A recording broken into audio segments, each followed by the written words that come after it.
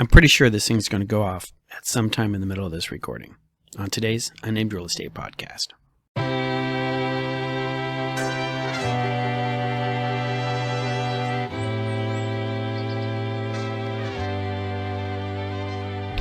Hi there.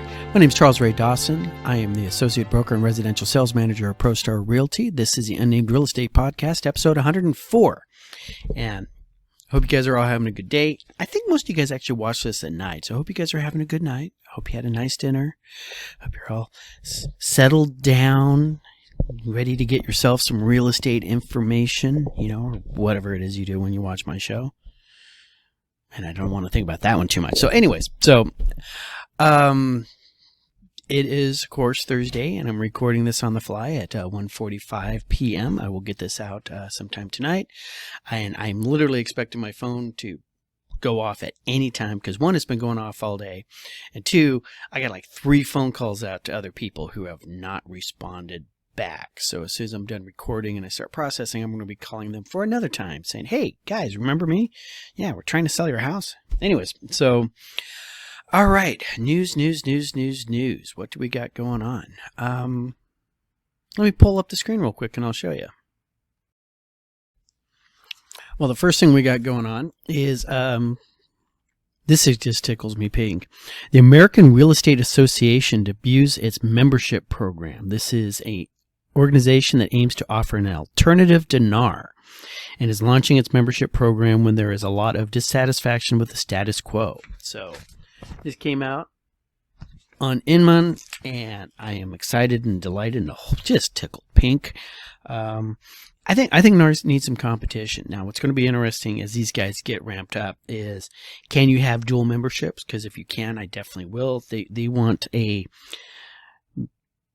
$20 annual membership fee, which is substantially less than what you have to pay nationally for your NAR membership dues. There is, of course, that weird little mafia vibe when it comes to NAR, because if you're going to work in real estate, and if you're going to be, well, as a sales agent, you have to work for a broker. And if your broker is a member of NAR, you got to be a member of NAR. No ifs, ands, or buts, all right? So, they almost, they got a stranglehold on the industry when it comes to that. So, the benefits of NAR is, 1, you get to call yourself a realtor.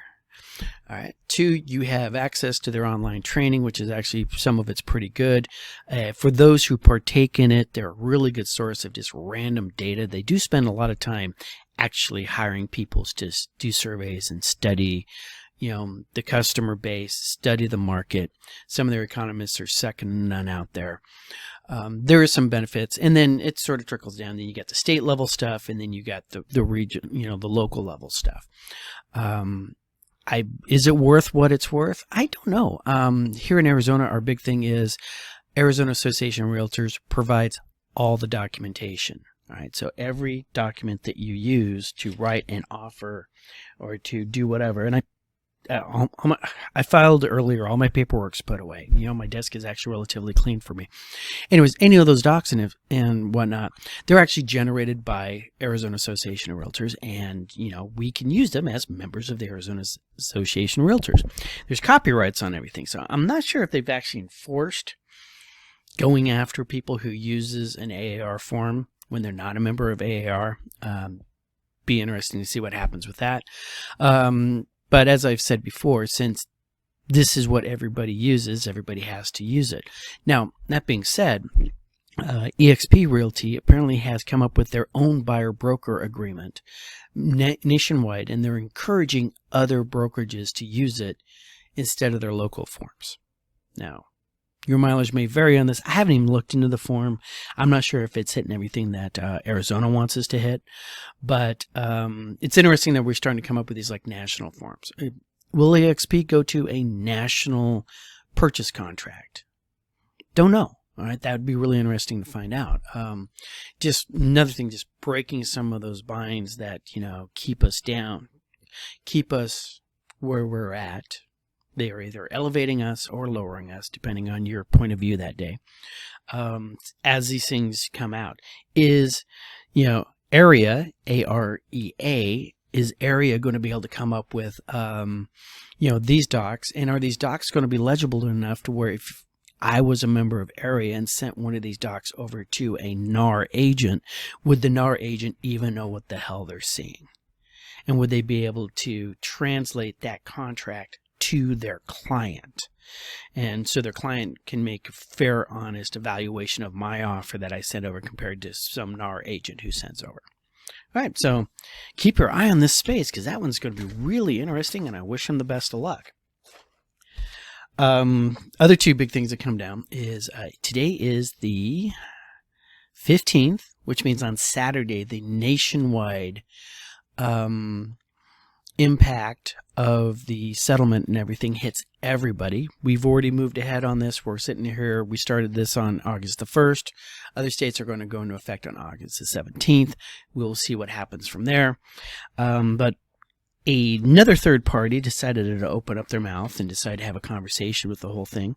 And this was an organization, the Consumer Federation of America. Now, I don't really know who these people are and what they do. They are apparently a federation of consumers, but they came up with advice to home buyers. All right, and that if you're a home buyer and you need to pay for your own agent now, that you should not pay more than 2% to use when you're looking for a buyer's agent. So, article that came out from Inman was, can you survive the 2% squeeze from commissions? And well, honestly, if you're in real estate, if you can't work at 2%, you really need to figure out where your money's going. All right, are you just not doing enough volume? Yeah, it's like, oh, we'll make it up in volume. That's an old joke, all right? Hey, the reason why your business is going out of, your company's going out of business is because I ran the numbers and you're losing 25% for each unit that you sell. Oh, that's okay. We make it up in volume. All right. But and the funny thing is there's actually a little bit of truth in that, because if at volume your individual unit expenses go down, like your overall company overhead, economics. All right. But that will be, the whole article is wrapped around that whole thing is, hey, is this, how much of an impact is this going to be? There are a lot of brokers out there who spend a huge amount of money on advertising themselves, all right? A 33% cut to their revenue stream could seriously mean they're no longer profitable. Right, if they're out there, if they're spending $10,000, let's just work it out. All right, if you're spending $2,000 a month in advertising, that is your website, your billboard ads, your little signs on the side of bus stops and whatnot, mailers, flyers. If you're spending $2,000 a month, all right, and let's say you're doing one closing a month to get that, all right, you're going to be average price in your neighborhood is $500,000, right? If you're making 3%, you're making $15,000 per month gross before you cut to the broker, right? Then you have your brokered cut and like that. But just if you're spending making 15, spending 2, you're making 13 across the board. You're looking pretty good on that. Now, if you got a broker cut, you got a problem. After that, if we suddenly go down to where it's now 2%, all right, now you're making 10, and you're making your broker cut off at 10. And then you're paying your 2, and then your transaction coordinators and everything else. That might be enough to knock somebody off, but we'll see. I would definitely. I've always trained my agents, be lean. Don't spend money foolishly for advertising. If you're going to spend money, I'd rather it be a sniper shot than an artillery barrage, right? Artillery barrages are very, very expensive, right? A sniper shot can cost you about $1.25 for the special match ammo that snipers use. See the difference between the two? All right. The difference is the sniper shot takes more time to set up. Artillery barrage, you just call up Artie and give him a grid coordinate and say, make it go away.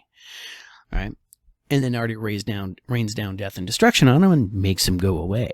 All right. So, speaking of artillery, our company spotter Omar is back. He is actually. It's funny. He calls himself his MOS is a fire interdiction whatever specialist.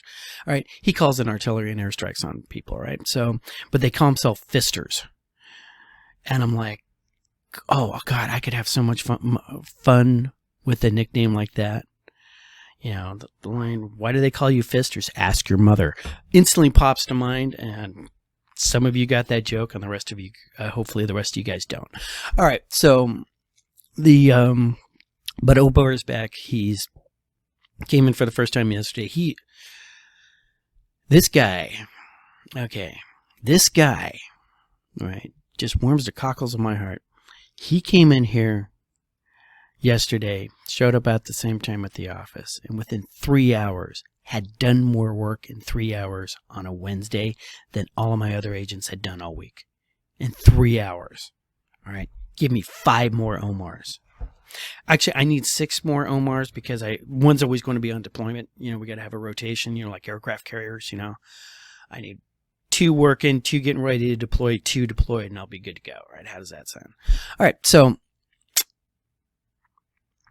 but we're happy to have him back. All right. Tomorrow we find out if whether or not we get to keep him or not, because they might ship him back out again. Because for some reason, the Defense Department uses National Guard units as basically garrison troops. I have no idea why that is. All right. I always thought that was the Army's job. Yeah, go sit in Germany. You can, when everything starts blowing up, the clock. You're on the clock, right? But I don't know why they're using the National Guard units for all of these. Would be traditionally a garrison deployment. Who knows? All right. So we had the big, commission squeeze. We have all the commission stuff going on. There's a word that is starting to get bandied about out on the forums and in news articles behind paywalls that I can't access. And it's talking about steering. And I'm probably going to call this the title of this episode, right? And knowing full well that that's going to be one of those things that calls in the algorithm to actually watch my video. So, hey, if I suddenly wake up tomorrow morning and I have 57 people watching my video, I'm going to think to myself, and there's the state, there's National Association, everybody going to make sure that I'm not directing my agents or other people to steer, right? Because what steering is when an agent takes their buyer and decides to show them other properties that will result in a higher financial benefit to the agent. Right? And case in point, we're looking at houses. This house right here is only paying me 1%. This house right here is paying me 3%. And I lose the MLS listing, all right, for the 1% and only show you the 3%. That's steering. That's bad. That is a breach of your fiduciary duties to your client. So why are we talking about steering again? Because the way the courts and the settlement has decided they want us to approach this situation in the future is, since the buyer is paying us, the buyer has the right to tell their agent, do not show me any house that's not paying at least 3%. Now, what's the difference between these two scenarios? In the first scenario I explained to you, the agent did it without direction for their own personal gain. In this new scenario, it is the buyer, the client, who is directing their agent. I don't even want to see them. Do not set these things up on a listing appointment. Don't send them to me on the MLS. I don't want to see them. All right, because I don't want to fall in love with a house that I can't afford because their sellers are not offering anything, for the buyer's expenses. All right, and you could sort of see the reason why a buyer might not want to see that. I've seen so many. That's why I tell guys, don't go to strip clubs. Just don't go. There's nothing there for you. All right. Anything you go home with from a strip club is probably going to stay with you for the rest of your life. Just don't do it. All right.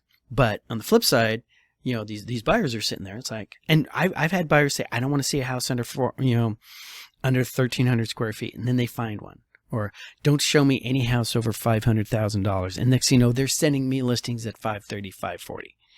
All right, that's completely different. All right, but here in Arizona, the way the contract's going to be written and the way the buyer broker agreement is going to be written, and is mandatory both at ProStar and statewide, if a buyer decides, Ray, I do not want to see anything that's paying less than 2%.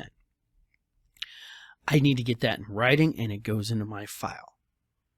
All right, that is really important, all right, because we want to make sure that later on we can't be accused of steering you towards higher paying listings. Because remember, the buyer's on the hook for the entire broker commission to their agent. All right, so this is of material interest to the buyer even before they make an offer to the seller. Before they drop that offer in front of the seller, they're going to take that into consideration as they're talking to their agent about how much do we want to offer on this place. Right? They're asking $520. Right? They're only paying $2. Right? I have a buyer broker at $3. What do we do with the other 1%? Right?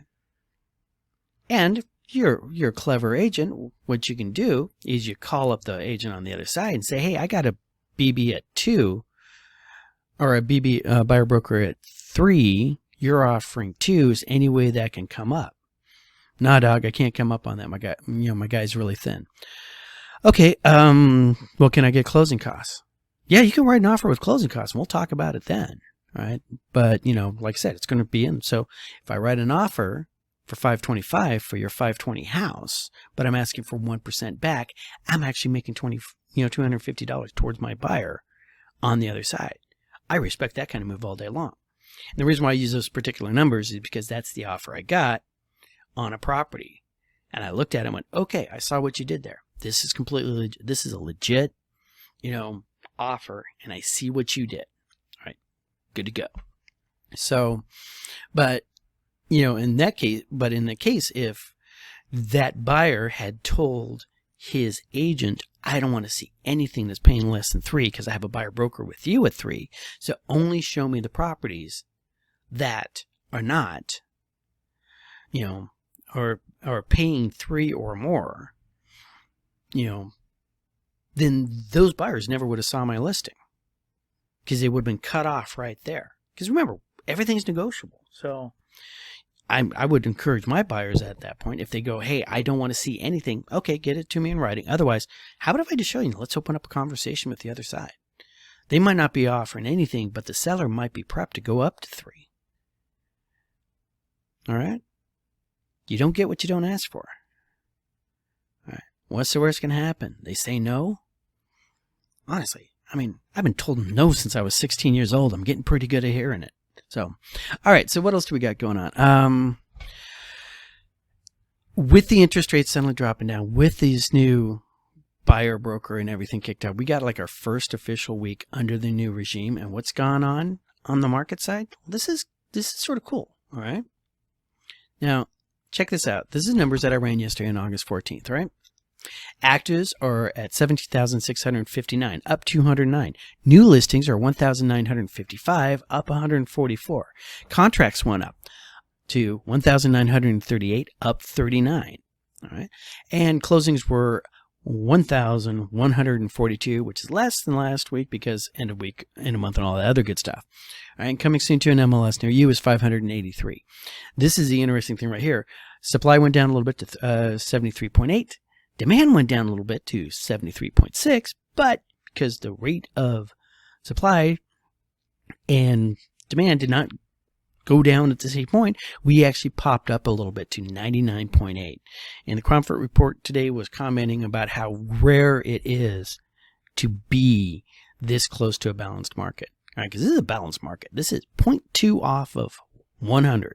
100 is the perfect balance of 100 people looking at 100 houses. All right. And we're just a little bit below that. A little bit more supply than demand. All right. But this is really interesting how these numbers are moved out. Now, Cromford report was mentioning that in the last 24 years, we have traditionally been in a seller's market. Buyer's markets have been few and far between. All right. After the crash, buyer's market. All right. That 2010 to 2014 range, definitely buyer's market. All right. right when COVID blew up, all right, buyer's market for about that month and a half before everybody suddenly realized they had to work from home and they hated their spouse and they needed their own room. All right, that kind of stuff. But we've been traditionally in a seller's market, either a soft seller's market or a strong or a, oh my God, sellers are just out of control market. And so, although this is considered a balanced market, we're not used to balance here. Right? So a lot of buyers and sellers are feeling that the market is weak because we don't know what normal is. All right, let's break it down to the individual cities and whatnot. We have out there in the individual cities, I told you somebody was going to call.